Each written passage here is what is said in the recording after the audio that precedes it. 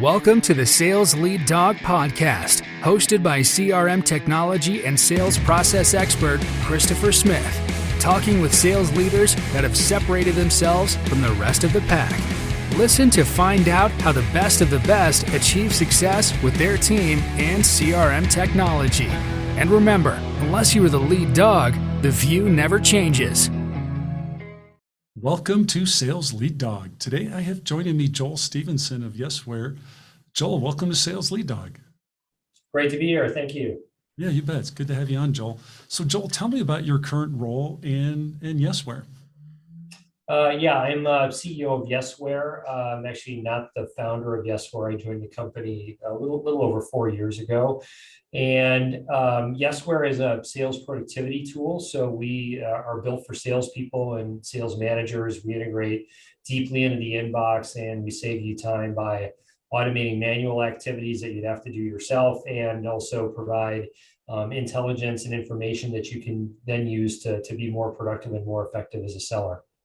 Yeah, that's such a needed tool to be effective as a sales person these days, using any kind of platform of engagement. But if you're not engaging effectively over email, it's a struggle. Especially now with the pandemic situation, everyone's a remote seller, whether they like it or not. Yeah, how have you guys embraced that in terms of your strategy with Yesware?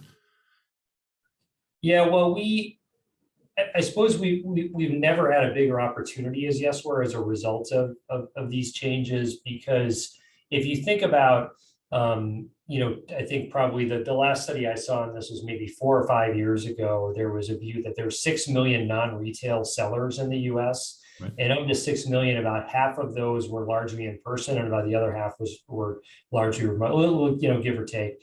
And I think now it's probably 99% are mostly remote, and probably it'll go back towards, as things hopefully normalize, more and more people doing things in person again. But I don't think it'll ever go back to the way it was.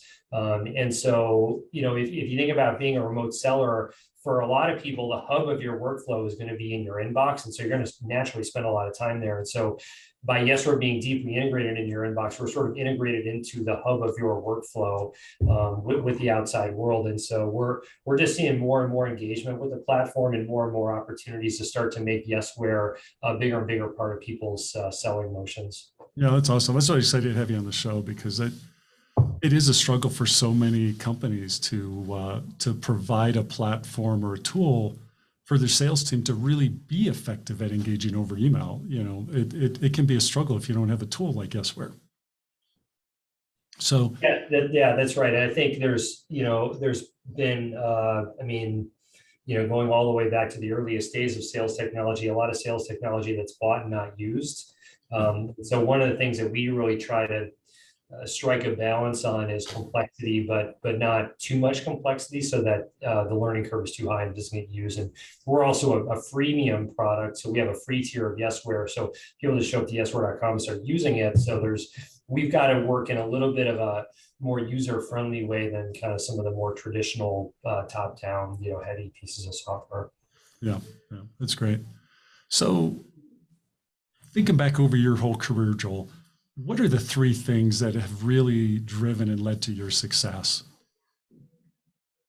Yeah, luck may be the biggest one, but I suppose that's probably not that helpful, but for your purposes. But as I look back, there's a few things. I think probably number one, because sort of starting in a selling type of role, I think communication skills is probably the thing that's helped me the most. And I had some acting in my background, and I've done I've sort of always been in front of people and audiences. And so I always was able to sort of fall back on that, even when maybe I wasn't as prepared as I should have been, or I didn't understand maybe the level of hard work and preparation that was required to always succeed in success and things like sales. So that was helpful.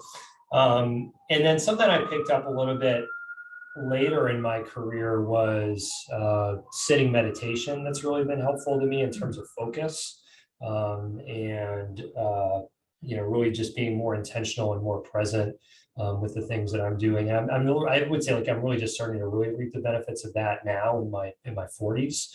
And then the other thing was maybe a bit of a career transition that I had, which is I'd started in selling and, mostly was sort of out in front of, various customer facing roles. And then when I did my MBA, I had more of a quantitative focus there in finance. And then I worked for a very quantitative consulting firm right out of that. And so then I was sort of able to add sort of the, externally facing skills with sort of the more internally facing analytical skills. And then that sort of helped me sort of move into bigger management positions over time. Yeah, that's very interesting answers. You answered that question very differently from people I've had on the show in the past. You started off by saying luck. Do you believe people create their own luck? Well, what's it? The thing, luck is when, preparation meets opportunity or something like that. Right. Yeah, I believe that's true to some extent. I mean, certainly there are opportunities that are presented to people that they miss out on because they either didn't prepare enough or they didn't work hard enough, or maybe in some sense they maybe just didn't have some of the fundamental capabilities that were required to take advantage of that situation. So I think that is true. But then there's also this notion that like the difference between like success and wild success is often luck, because to be somebody that's very successful over a long period of time, like you probably have a lot of the same skill sets that the person that has been wildly successful over time, but maybe that person caught a break that you didn't. I think is part of it. And then another aspect is I grew up in a middle-class neighborhood. I mean, I'm first generation college, but relative to others, I had an awful lot of advantages just sort of growing up and going to a good school and then going to a good college and then joining a good company with good training. And so there were a bunch of things that were sort of structural to the system that I just, benefited by just being born who I was when I was. Right. No, I agree with that completely. I mean, it's a lot of times we don't think about those advantages we're given, because we still may be struggling, but in reality, we're struggling, but we're struggling ahead of other people that didn't have those same advantages. So that's right. Tell me, how did you get your start in sales? Yeah, well, it's a little bit of, I remember that I went to University of Illinois for my undergrad. I remember we had this guy, Mike Muni, who was the founder of Act Software. I don't know if you remember. Oh yeah, totally. Back in the day. And I remember him saying something about, he's just like, hey, like how many of you, are in sales or plan to go into sales or something? Like nobody raised their hand. And he's like, well, I got news for you. Like you're all going into sales, whether you like it or not. Right. And, if you want to build a skill set that's going to be useful throughout your whole career, like you might think about, building a selling skill set. And I had done a little bit with it, with another guy that I knew was a sort of a part-time job in college. And then I ended up applying for a whole variety of different jobs. And the job that I ended up getting that seemed the most interesting at the time was with this company, and now doesn't even exist, called GTE, which was one of the big regional telephone companies. Oh, yeah. There was one of the non-AT&T. They sort of had all of you could argue the non-desirable areas of the country, but they had some issues. But they were sort of known for having a really good training program and investing a lot in their folks. And so I thought, well, this is going to be a good opportunity, because I don't know what I'm going to do in the long term, but I want to start in selling. I want to have a good foundation in selling. And so that program was about 6 months before you actually took your first territory, which, when I think about how I've onboarded salespeople in the organization, I've been part of it, like was a real luxury. I think I didn't even appreciate it at the time. So I just thought it was sort of a good place to start, and I would see where things, went from there. 6 months is insane. I don't know of anyone who's doing a 6-month training program now. Yeah. I mean, it was, and there were some aspects of it that I think in retrospect, you maybe couldn't pull off now, where we spent a month twice at this, GT had bought the old Braniff airline headquarters on the DFW airport grounds. And this was a long time ago, like it wasn't, the area in between Fort Worth and Dallas, like, wasn't really that exciting. Right. And so, you've got I don't know, maybe we're 20 of us, right out of college, and you throw them into this hotel with, with a month with each other and a bunch of salespeople. Yeah, there were, yeah, it'd be hard. It maybe could be a reality TV show. Yeah, that was sort of, I don't know if you could do that now, but we were there for a month, and then we went away back to the branches, and then you had this whole giant checklist of things. You had all these ride-alongs and Right. Completing trainings and technical information. We were selling reasonably technical things. Yep. And then you went back for another month at the end to sort of finish off your education and sort of, get certified, if you will. And then you were thrown into whatever territory you were thrown into. But yeah, it was incredible to be able to watch, I don't know, 100 or more in-person sales calls before ever having to do my first one myself. Oh yeah, talk about a learning experience. It won't get any better than that, just to be able to be that fly on the wall. Mm-hmm. Do you have any key takeaways from that period? Things that really set a foundation for you moving forward? Well, I do remember in one of the first ride-alongs I was ever on, it was we went to an insurance agency, and the guy who was running the agency was the one who was making the telecom decisions. And so, insurance agencies are sort of known for also having like pretty structured set of sales trainings and philosophies and that sort of thing. And I remember that, first he's like, "Oh, new guy, huh?" And the first thing he said was, here's what you got to know about sales. God gave you 2 ears and one mouth for a reason. Don't ever forget that. And I think that is, like a very simplistic thing that is stuck with me, along with, how would you then use that? Well, how do you use your mouth is, we did a lot of the sort of the, professional selling skills and sort of the Miller-Hyman stuff and strategic selling and tactical selling and all that. And then, eventually later got into spin selling. But a lot of it is really it's really the questions that you're asking people, it's so important. And so as I've, developed in my sales career, and as I've tried to bring new people on, I've always tried to focus on making sure that, whatever sales team I'm responsible for, we ask good questions and we understand the customer's business. That is actually on my list of questions I ask, my guests, is how do you teach someone to ask those good questions? Yeah, well, some of it, I suppose there's a portion of it that has to do with how you're wired as a person. And, we use a selling methodology here at Yesware called selling through curiosity. This guy, Barry Ryan, put together years ago. And that's part of it, I think, is like that name sort of captures some of the zeitgeist of it, which is you have to be a curious person, I think, in order to want to ask the right types of questions, because it's easy to say like, sort of simple yes, no types of questions that can get you into some trouble over time. But if you're really curious, like you want to know how this business works and you want to know, can I really help this person make a better business outcome? Like, can I get this person promoted? And without like really asking a series of interesting questions, it's hard to get to that. So I think it sort of starts with, does the person have the interest and the aptitude in doing that sort of as a first point? And then, the second thing is, what can you do as part of your training and onboarding to help your reps understand the customer's challenges and the business context under which they're operating, so that they really know. And so I think, a good structured training program of like the core selling skills, but then also with adapted to or sort of modified with whatever business or industry you're tending to sell into, I think it can be useful. What role does empathy play in formulating those questions?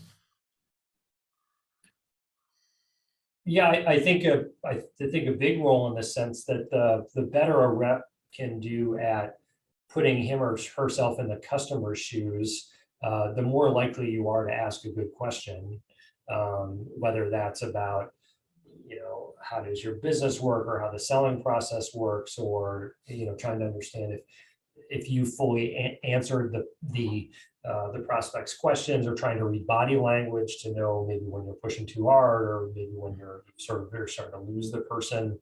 from an interest standpoint. Like I think all of those things that maybe separated like so-so salespeople from really good salespeople. I mean, empathy is a big common factor in all those things. Right. If you could take one piece of knowledge you have today and go back in time and give that to the young version of Joel just getting started in sales, what would that be?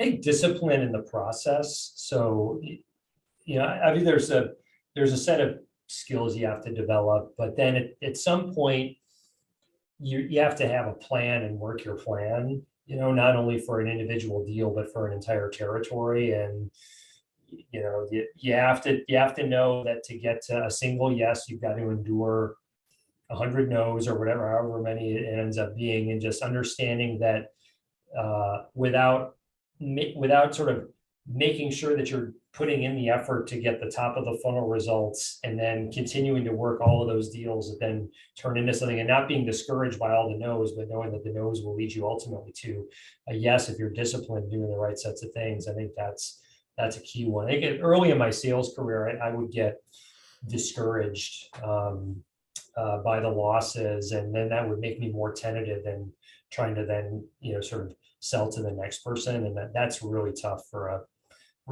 salesperson to be successful, I think. Oh yeah, I believe it. Tell me about your transition into sales leadership. What was behind your decision to pursue that path? Yeah, well, some of it was intentional, and some of it was sort of non-intentional, in the sense that before my MBA, I'd been a rep, I had been a sales ops person, I had done channel sales, I had done some alliance management, so it's sort of a whole mishmash of things, but all effectively individual contributor type roles. And then when after MBA, I worked for a company called ZS Associates, which is a very sort of quantitative sales and marketing consulting firm. They sort of made their name in the pharma industry in the early days, and was started by a couple of Northwestern professors that had done some really interesting computer modeling around like the traveling salesperson problem, which was a real thing in pharma back then. And so in that job, I was able to work with sales leaders from a variety of different industries and companies about some of the challenges that they had about their sales force size or their sales force structure, or what they were asking their reps to do, or trying to balance compensation versus opportunity. And so I started to get exposure to more and more of those types of questions. And then what ended up happening was one of my MBA classmates had joined a startup company in Chicago, and this is when I was at ZS. And at some point in consulting, you have to make a decision about like, I'm going to be a career consultant and try to pursue the partner path, or like I'm going to go do something else, because the lifestyle in and of itself, particularly back then, can be a demanding lifestyle in terms of travel and work hours and all those types of things. It's sort of like, if you're not really willing to go to the end, it sometimes can be difficult to sustain that for long periods of time. I had a young family at the time. So anyway, I decided to join this startup company. I just sort of caught the bug because I had a lot of success around my career at tech companies. So I caught the we'll go do this company. And in that company, I was more of a, I guess what we would call today like an account manager, like or customer success, where we had these big programs that we had onboarded with effectively no revenue. We had to try to get them to a place where they were generating tens of millions of dollars of revenue. And so I had started to figure that out. And then eventually I was able to build a team as part of that. And then I did another complete 180, which was I went to Wayfair. Well, at the time it was CSN Stores, it was named Wayfair, and ended up managing, basically being a general manager of a bunch of websites. Did that for a period, and that's where the sort of the next sales manager thing sort of happened almost by accident. So before the show, I asked you if you had like a crazy or interesting story from your career, and you shared a little bit about Wayfair. Can you share that with our audience? Yeah, so this may be one of those little bit of like, preparation meets opportunity that we were talking about earlier. So I was managing 20 or 30 websites that had to do with renovation and home improvement. And, that was before we had Wayfair.com. So we had at our peak 500 or 600 microsites, like all the way down to like allroosterdecor.com, I think was the most ridiculous one. But I had ones like Every Vessel Sink and, concreteequipment.com. It was a whole variety of different things that we were doing there. And what we did a lot of business in lighting, we did a lot of business in plumbing fixtures. And as you started to look at who was buying, you would eventually start to see, 100 orders that was, a single light, and then someone would show up and buy 50 lights. And like, oh, that's funny. Why'd that person buy 50? Or you would see people, they buy, 10 a month type of thing. You're like, well, who are these people? What are they doing? And, they're, as you would expect, they're electricians, they're contractors, they're interior designers that are buying on behalf of somebody else. And so I was able to convince my boss to sort of, secretly give me a couple of customer service people so that we could call into these folks. And the guess was that if we just treated them nicely and gave them really good service, that we could increase the amount that they were buying from CSN Stores at the time, now Wayfair. And so that was the hypothesis. And so we'd spent some time, like we blocked off, a few days, and we were just banging the phones. Like, we, all three of us were calling. I was helping them on their calls, and it was just a complete bust. I mean, people did not really want to hear from us. And, it was pretty discouraging, honestly, but there was something there. Like there were a couple of conversations that was like, there really is something to this. And so after a bunch more of those calls, we were able to get a few people to say, okay, fine, I'll call you. Like, I won't do it on the website. Sure. What could it hurt? Like, you'll be at my beck and call. And we were absolutely at their beck and call. And so we were then able to prove that, hey, we were starting to get a little bit more revenue out of these folks. And then actually this was an ongoing argument for years about whether we were really driving incremental revenue or whether we were just sort of taking money out of one pocket and putting it into another. But eventually we proved, I believe, beyond a shadow of doubt, that this was an incremental program. And then we basically said, all right, we're doing this. And so we added a bunch more reps. We started to add the management tier. It grew and it grew and it grew. And then I actually went to run our UK division for a couple of years. And then this thing just sort of went and started to grow and grow and grow. I came back, and it was actually in a finance role Wayfair for a while. And this little, sort of random side project all of a sudden was $100 million division of Yesware, but it's sort of gotten a little bit disjointed across the various divisions. And so we decided, well, let's consolidate it, and let's, put a general manager in charge of that. And let's try to see if we can grow it. So I actually took it back over again at that point. And we grew it from, we had 100 people at that point, and then we grew it up to, like 500 people and almost $500 million in revenue. That's amazing. A couple of years. And now I think there was an article in Architectural Digest. This woman, Margaret Lawrence, that took it over from me, has done a great job. Now it's $1.5 billion. Yeah, that's amazing. That's an incredible story. Thank you for sharing that. That's unreal. What was the toughest part about your transition from salesperson to sales leader? Well, there's, the old joke about the sales guys that go on a hunting trip. I don't know if I've heard that. All right, I'll try to tell it succinctly, but there's there was a group of guys that used to go on this annual hunting trip, and every year they go to this fancy lodge in Canada, and they would provide the guns and the dogs and the whole thing. And so they had gone, the first year they go, they're like, oh, I got a great dog for you. His name's Salesman. Like, he is aggressive, and he goes out there and he'll get all the foul back for you. Like, don't worry about it. He's awesome. So they go out, they have a great time. Like, Salesman is like on top of it. He's bringing all the birds back. He's great. They go back again, same experience. And then the third year they go back, they're like, okay, like, where's Salesman? And the manager said, oh, yeah, Salesman isn't available anymore. Why? What happened? Well, like, he did such a good job, we changed his name to Sales Manager, and now all he does is sit around and bark all day. I haven't heard that. That's pretty funny. So I think that goes pretty back in sales lore. But I think it's actually not that different from whether you're like just a manager in sort of any role. Like the salesperson versus sales manager, I think is not that different in the sense that when you're an individual contributor, you can sort of will yourself to success in many cases. But when you're a manager, and if you think about the average ratio or coverage ratio of a manager, it might be 1-7, 1-8. I think a lot of sales teams tend to run a little bit, even more aggressively than that, maybe 1-12 or 1-15. You see in some cases.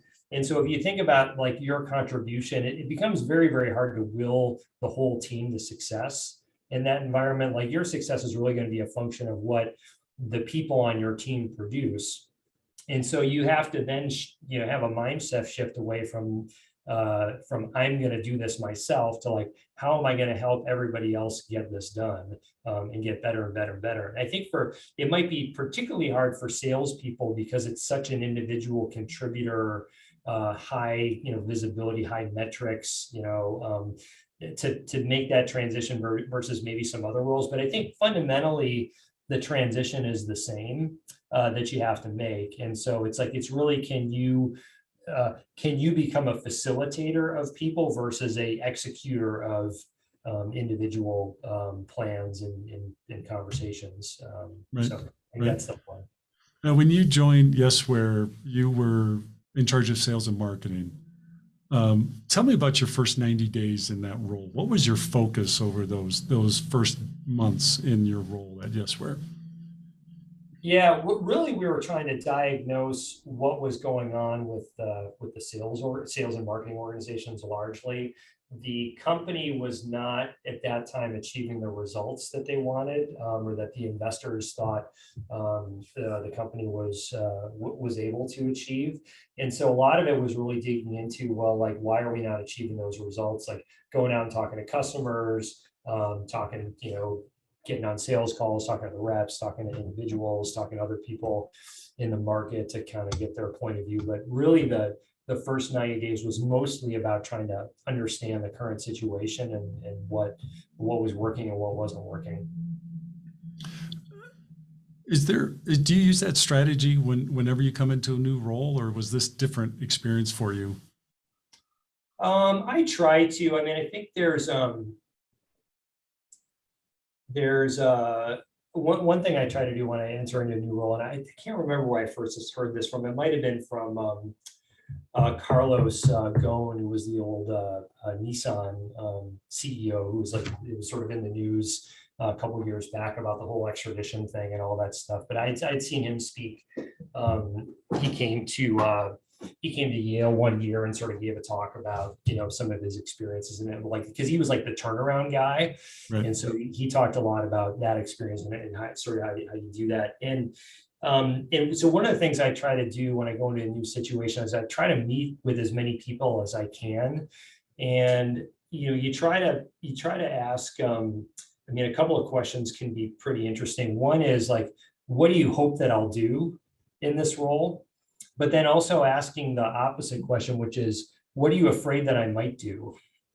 Right. And those usually, if they come from a place of sincerity, can kind of get people talking. And then, there's other questions that, depending on the situation, that you might want to ask everybody in a more pointed way. But I find that asking those two questions of people, at least internally, often produces enough that you can start to hunt down some hypotheses.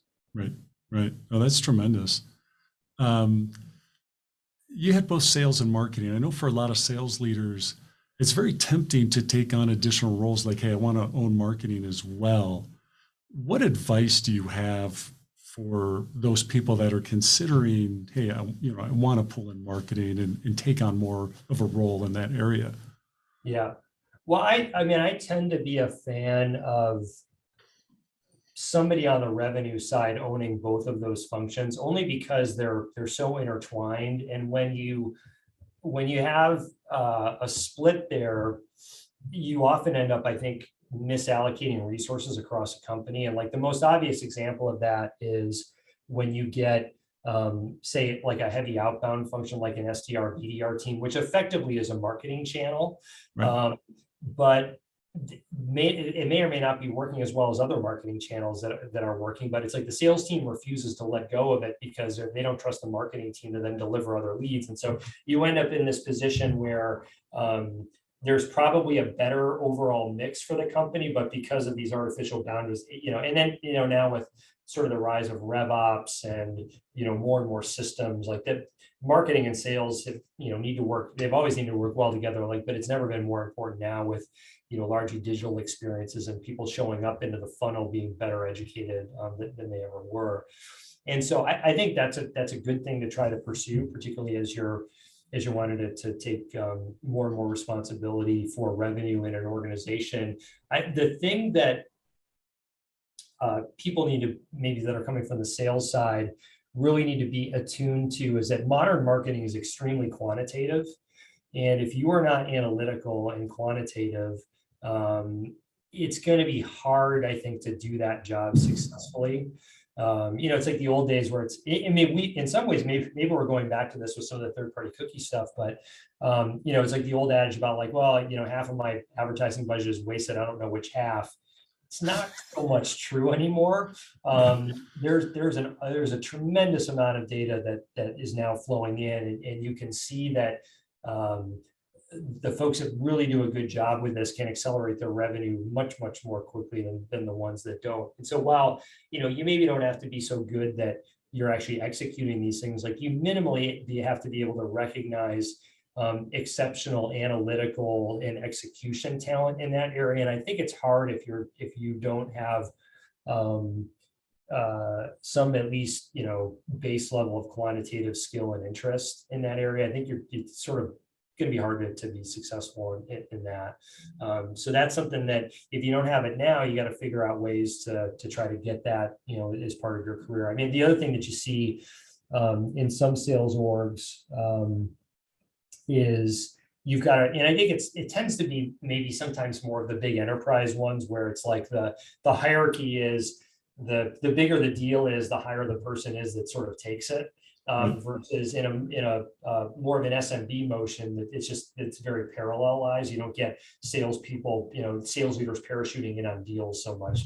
And so I think in some of the bigger, more enterprisey types of functions, you end up with people that lead that way because they end up being the best salespeople. And they never fully relinquish the selling side. But what ends up happening then is that you sort of outsource everything quantitative to sales ops. And that is one way to, like, it can work well that way, where you've got a very strong operationally minded and quantitative sales ops person paired with a really strong revenue person.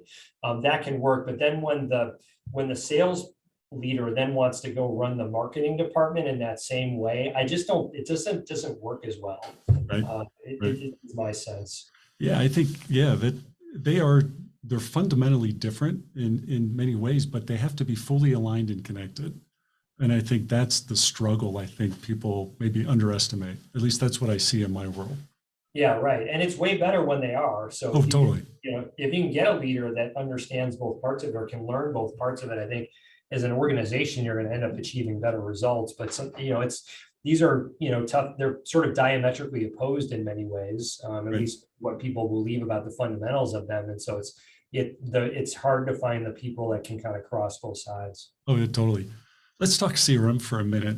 When it comes to CRM, and I think I know your answer, do you love it or do you hate it? Yeah, I guess at the moment I see it as sort of a necessary evil. And part of the Yesware value proposition is that we're sort of taking your email activity and passively syncing it into the CRM. Right. But I think as we look, for as long as systems like CRM have been around, there have been issues with adoption. Yeah.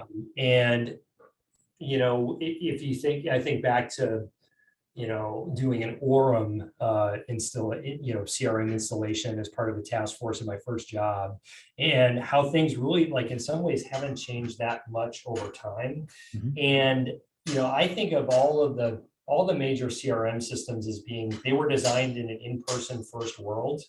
Mm-hmm. And they were also, a lot of the fundamental design principles of CRM came from a time when Not everybody had an email address. Not every company had a website. And so like the ways that you identify people and like all the data, sort of challenges that come up over time. I think, many of these things are artifacts of the fact that you had these things that were designed for a simpler world that are now trying to adapt to a more and more and more complicated world that's now a remote digital first world. And so in my view, there are systems opportunities to build something that has, accomplishes some of the same goals as CRM is traditionally accomplished, but do it in a world that recognizes that it's a digital first, remote selling first world versus an in-person first world. I love that answer. It's what I see. There's such a need for tools like Yesware because the big players out there just don't make it easy for the salesperson. They're not really enabling the salesperson. They're tracking the salesperson. And to me, it should be all about enabling. I want to make their job easier. I want to make them more efficient. I want to motivate them. I want them to look at us as like, hey, this is a tool that's going to make me more money, bottom line. And so many fall on their face in that regard. Yeah, I mean, like how many times have you heard, the data in our CRM is a mess? Oh, yeah, all the time. That's usually one of the first parts of the conversation I have with people is we've got crap data. Usually use another word. And it's just, to me, that's a symptom of the overall disease, so it's unfortunate. It's why I started my business, is that drives me crazy that CRM is done so poorly at so many companies. Yeah. When it doesn't have to be. There are great tools out there like Yesware and other tools, that can really just make it easier for your team to do what they need to be doing. Yeah, that's right. Yeah, I mean, I think that the other thing that sets the founding principle of Yesware when Matthew and Cashman originally went out and raised money for it was this idea that like we're building software for salespeople, and what they heard from a lot of the investment community was like there's no such thing as that. There's CRM, but CRM's built for managers. It's not built for salespeople. And if you think about all the early selling processes that I was part of years and years ago was like, look, like your rep is going to walk out the door with a Rolodex of people and all the information. And then what are you going to do? Like that, I feel like that was the main selling proposition for CRM in the early days, along with, pipeline management and some of that stuff. But, it's like now that isn't really a problem because you have all the data, because you have all the emails and you have, the Slack conversations or whatever else it ends up being. But the legacy of like the tool is for control versus the tool is to help the rep produce a better result has never fully been resolved. I mean, I think a lot of major vendors have made good strides in this area, but there's a design parameter that I think was missed early on. Yeah, I agree. Well, Joel, I really appreciate you coming on Sales Lead Dog. If people want to reach out, connect with you, if they want to learn more about Yesware, what's the best way for them to do that? Yeah, Yesware.com is a great place to start. We've got a blog that you can find from Yesware.com. We've got hundreds and hundreds of articles about sales productivity and how to be a better seller and subject lines at work. And if you want to try Yesware, we've got a free tier. You can use it free forever, either in Outlook or Gmail. And if you want to be in touch with me, you can just email me, jstevenson@yesware.com. Yeah, and we'll have that all in our call notes if you missed that. And I want to compliment you on your learning content on your site. I'm really impressed with that. I think that's another area where companies fall on their faces. They're not really supporting their customer base with meaningful learning content. You guys do a great job.